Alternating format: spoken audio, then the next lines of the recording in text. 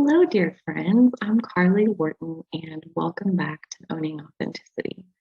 In this video, I am talking about 3 important truths for spirituality. I would say this is really important for beginners, but really anywhere that you are along that journey of forming your relationship with your own spirit. These 3 truths can help that process go a little bit more smoothly and ultimately help you navigate a very diverse spiritual world that we live in. In today's day and age, it's actually really cool how many people are in the mainstream talking about spirituality and different ways that you can practice that and different ways that you can create the life that you want. And lots of very nice sounding promises are out there. And so, how do you know which way to go, which direction, which teacher to listen to, which courses to pay money for? Is there free content that you can survive on without paying money? All of those things, if you're newer to spirituality, it can feel like an endless ocean of options and what to do with all of this. So I'm going to share 3 important truths about spirituality and talk about some solutions around each of these 3 points. So the first truth is spirituality is practiced by humans. So read that there is room for human error is what I mean there. So when we go out into the world, I mean, I very much include myself in this.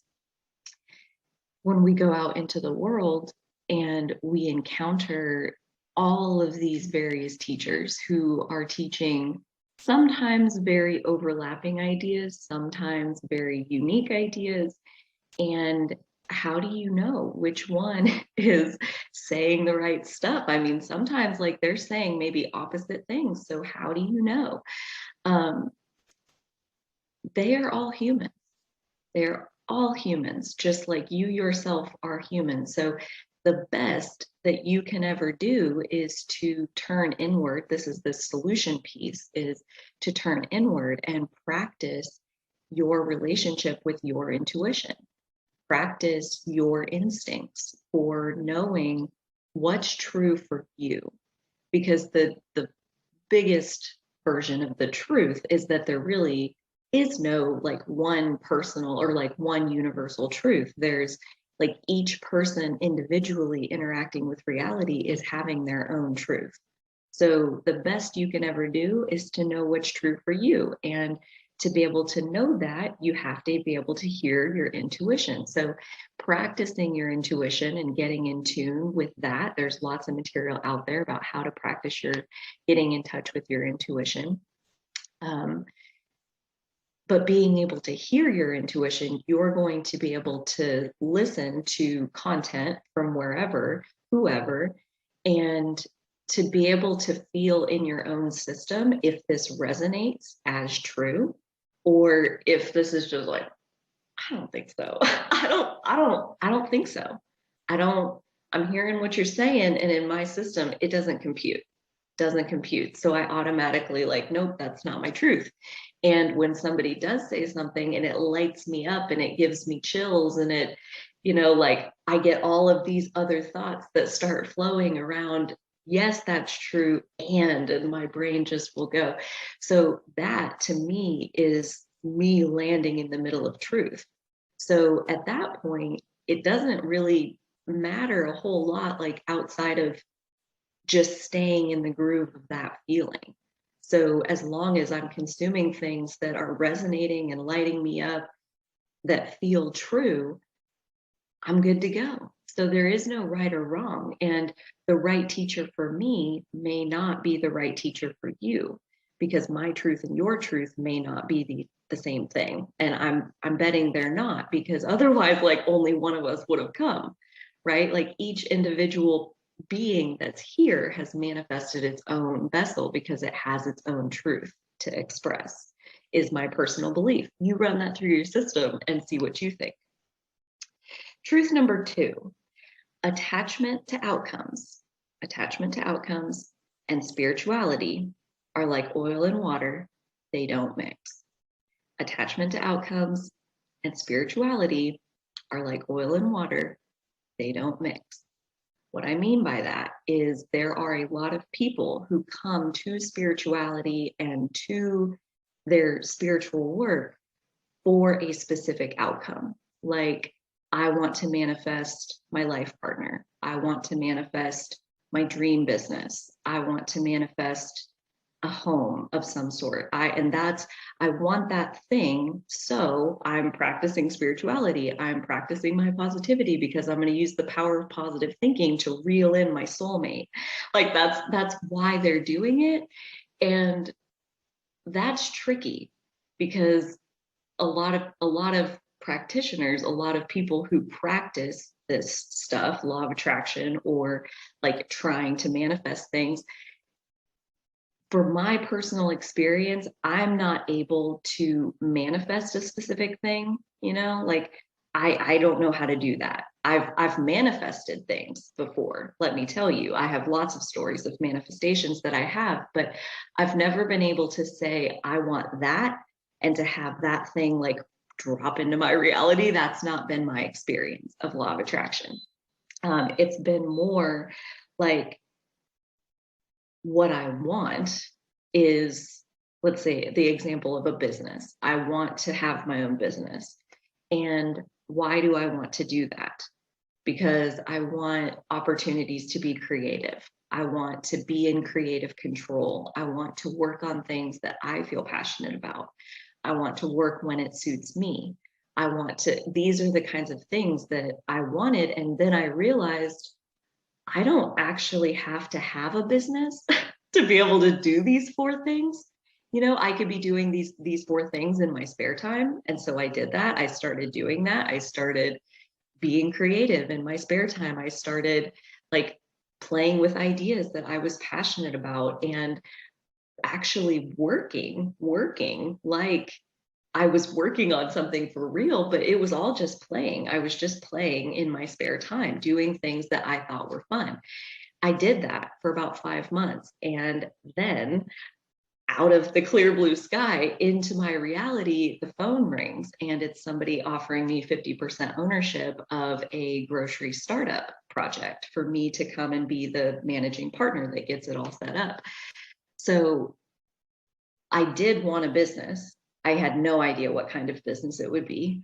I broke the business down into why I wanted it, and then actually skipped to just practicing these things on a regular basis to where, yes, I was doing them on a regular basis and really enjoying it. I was milking a lot of enjoyment and fulfillment out of getting to do these things, and was like, yes, of course, like I'm loving these things as much as I thought I would. And out of spending my time like that, I did manifest a business, which turned out to be a grocery store, which myself included, nobody saw coming. So that's more how it works, I think. So when we talk about like, I'm doing it because I want this one person to be in relationship with me, or I want to manifest this car, or I want to manifest not having a job, or like, when we get too specific about it, we're kind of off track and doing it for the wrong reasons.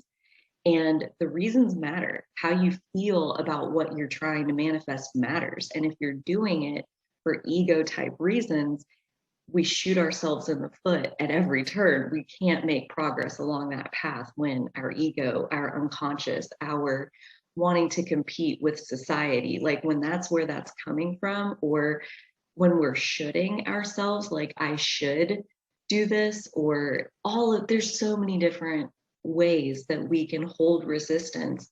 And typically, if you're demanding a specific manifestation, there's some kind of resistance present because you're holding on to needing this thing in order to be happy, and happiness is an inside job. So if you can let go of the specifics, break it down into what is it that you actually want to feel, and then just feel that way, skip to feeling that way.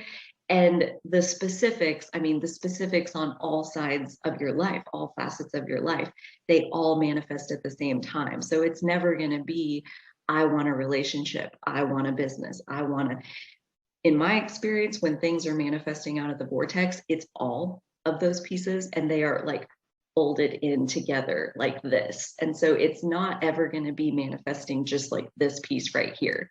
This one is stuck in the middle of all of these. So it's a very open vibration that we need to accomplish in order to manifest anything. And when we close ourselves into the specifics, that's just it. We've closed ourselves into the specifics. And if we don't know the specifics, like I didn't know I was manifesting a grocery store.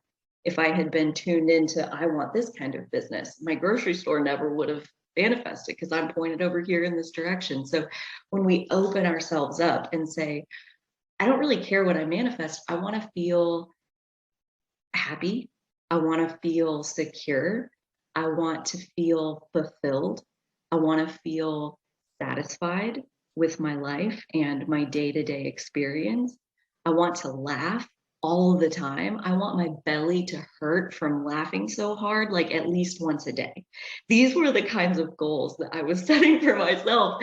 And it's so awesome how you can skip, you can manifest those things like today. You can skip to the end and start feeling that way. And that's how you manifest all of these other things. But when you attach to the actual specific thing that you think you need, chances are you're missing out on a whole umbrella's worth of things that are going to manifest when you really open yourself up. So the solution piece, obviously, is to release attachment to the specifics.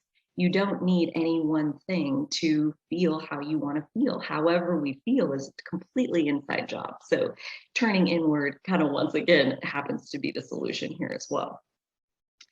The third truth is, again, kind of going back to number one, with human error present in spirituality, simply because it's practiced by humans.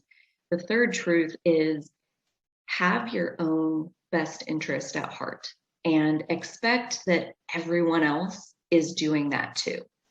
There's people out there who want to put all their faith in whatever teacher they've found that works for them. And there's nothing wrong with getting a lot of good value from a teacher.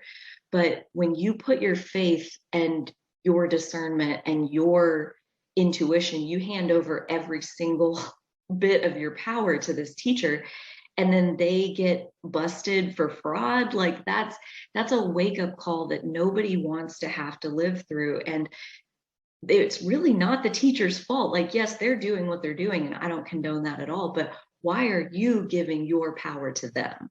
Don't do that. Keep your power inside of yourself. Have your own best interest at heart. And when somebody's content resonates with you, when they say things in a way that lights you up and gives you chills and sends rushes through your stomach and gives you all these thoughts that feel so good and help you to see life in a way that feels better than it did before, when you find a teacher like that, soak up what you can from them. Absolutely. But don't just automatically assume that even because somebody has millions of followers and that millions of people are already listening to them, don't assume that that person, it has anybody else's best interest at heart besides their own. And I'm going to be totally authentic and upfront with you and say that I, again, put myself in this category. I spend a good chunk of my time making videos like this one because I like to make videos.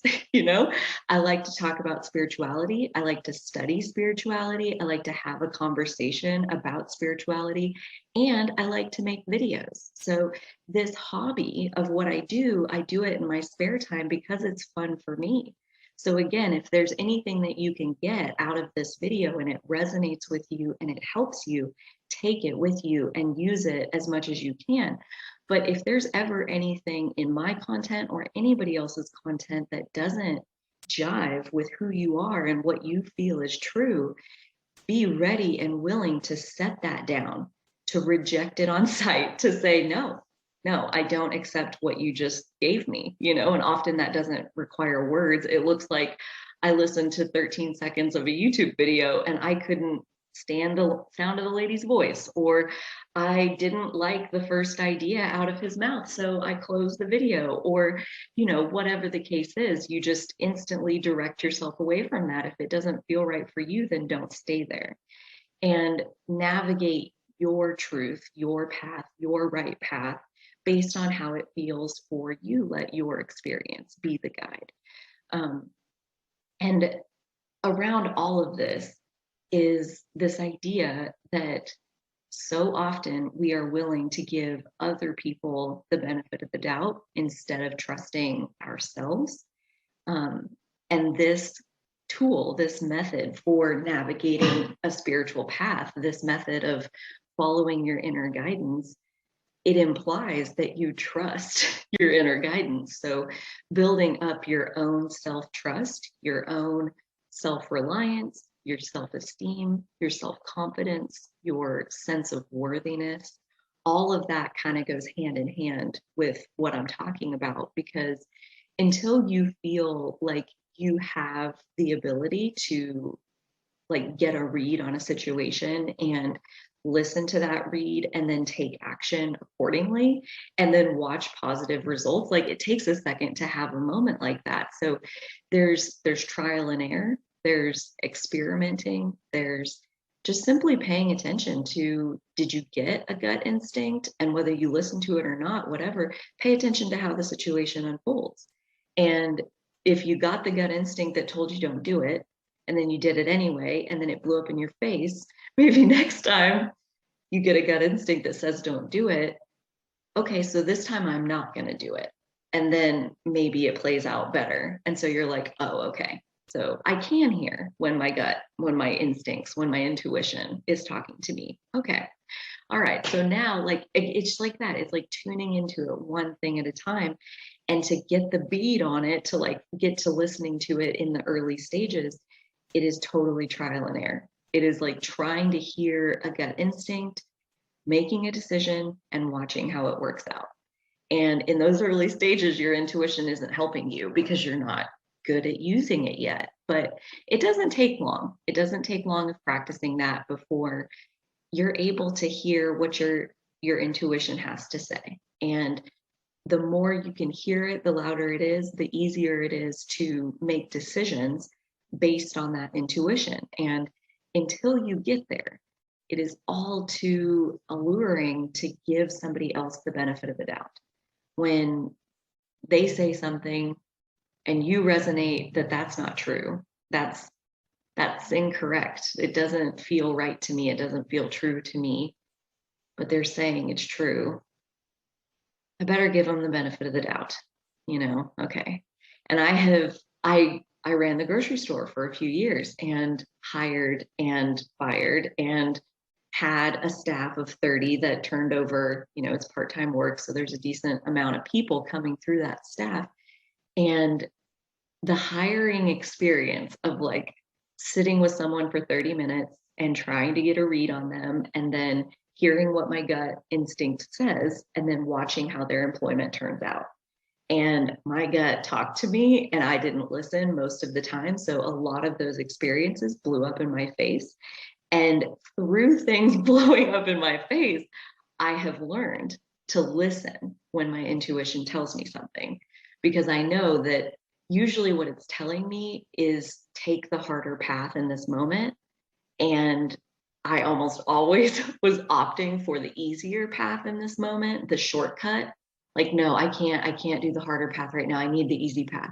And so I would take that easy path. And in the long run, when you stretched that out by 2 weeks, 2 months, the harder path in the moment would have been the easier path overall.